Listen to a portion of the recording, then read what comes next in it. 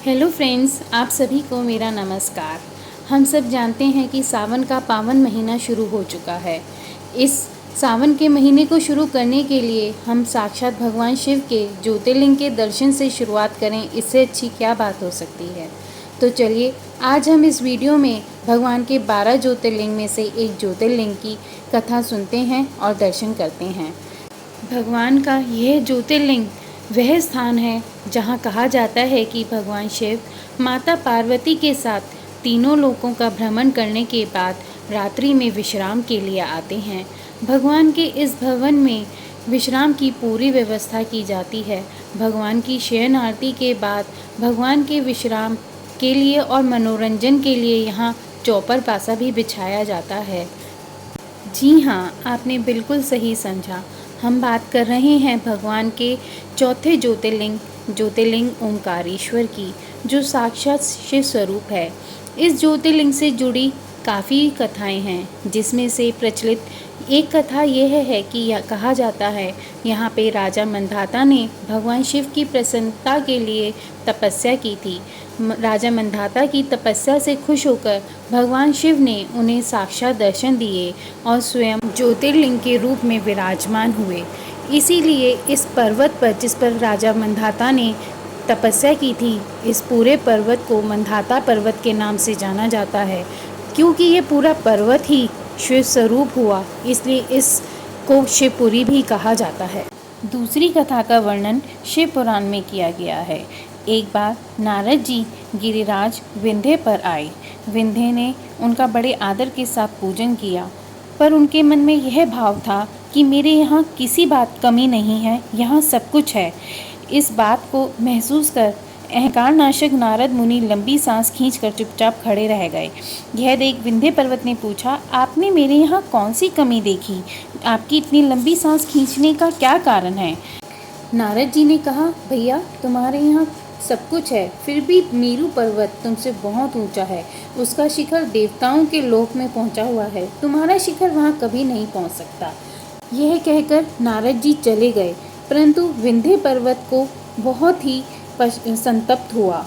वे भगवान शंभू की आराधना पूर्वक तपस्या करने लगे।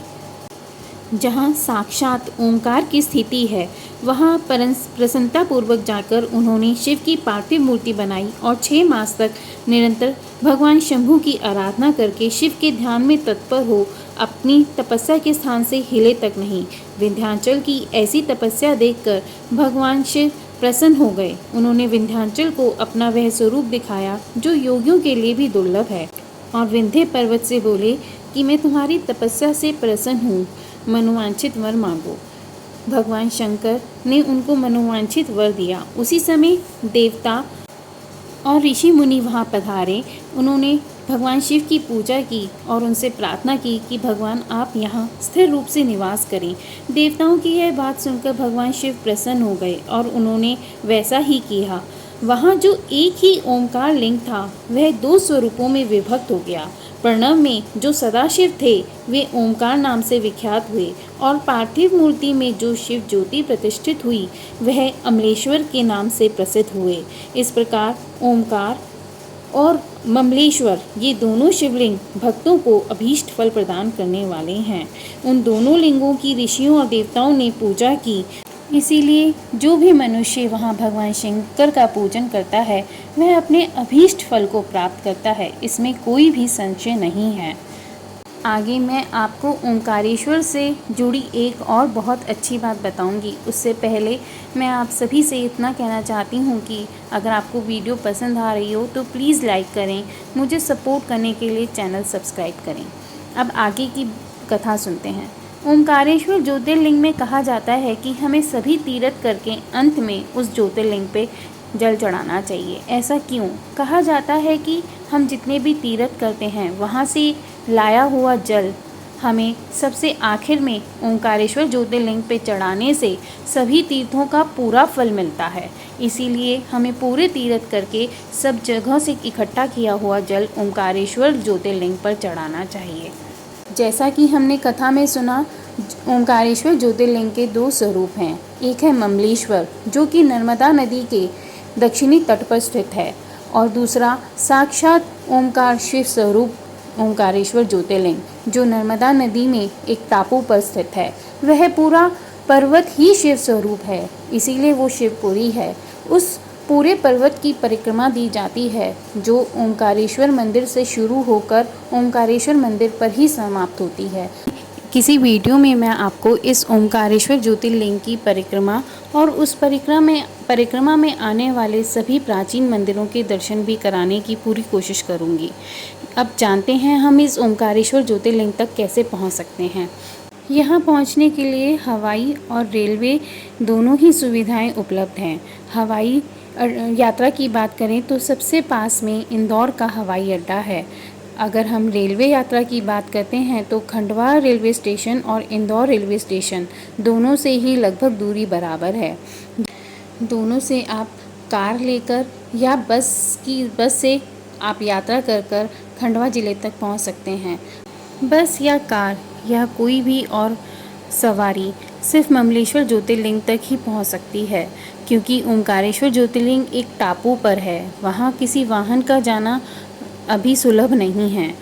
ममलेश्वर शिवलिंग की पूजा कर आप वहां से नर्मदा नदी के तट पर पहुंचकर ओमकारेश्वर ज्योतिर्लिंग के लिए जा सकते हैं।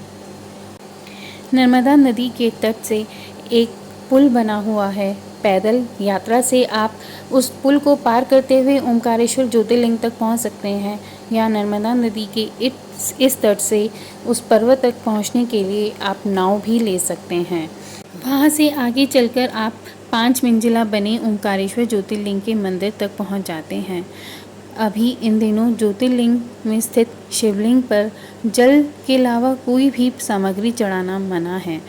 जल भी एक पाइप के द्वारा ही शिवलिंग तक पहुंचता है। शिवलिंग और भक्तों के बीच में एक शीशे की दीवार बनाई हुई है। वहां पर आपको ओमकारेश्वर ज्योतिर्लिंग के शिवलिंग और मां पार्वती के दर्शन होते हैं। गणेश जी की मूर्ति की स्थापना भी की गई है। आप जल के अलावा जो भी सामग्री अपने साथ लाए हैं वहां पर पुजारी को दे सकते हैं। खुद चढ़ा पाना संभव नहीं है, या कह बहुत ही दुर्लभ है। जल में भी आप दूध या किसी और सामग्री को नहीं मिला सकते, सिर्फ जल ही चढ़ाया जाता है। अगर आप अभिषेक कराना चाहते हैं तो गर्भगृह से बाहर दूसरी मंजिल पर महाकालेश्वर शिवलिंग है, वहाँ पर बैठे पुजारियों से आप अभिषेक करा सकते हैं। उससे ऊपर वाली मंजिल पर एक विश्वनाथ मंदिर है, वहाँ भी अभिषेक कराया जाता है। आप इस पावन ज्योतिर्लिंग के दर्शन करने ज़रूर जाएं और भगवान से आशीर्वाद प्राप्त करें। मेरी भगवान से यही प्रार्थना है कि हम सभी भगवान के चरणों में अपने आप को समर्पित करते रहें और भगवान के सभी ज्योतिर्लिंग और पावन शिवलिंग के दर्शन प्राप्त करके भगवान को सर्वस्व समर्पित हों। इस सावन के महीने में हम भगवान की पूजा करते हुए, उनका ध्यान और जप करते हुए उनको पूरी तरह समर्पित हों। आप सभी चैनल से जुड़े रहें। हम आगे इसी तरह माँ शक्ति के शक्तिपीठों के और भगवान शिव के ज्योतिर्लिंग और उनके शिवलिंग के दर्शन करते रहेंगे। आप सभी इस यात्रा में मेरे साथ बने रहें। चैनल को सब्सक्राइब करें। आप सभी का बहुत बहुत धन्यवाद।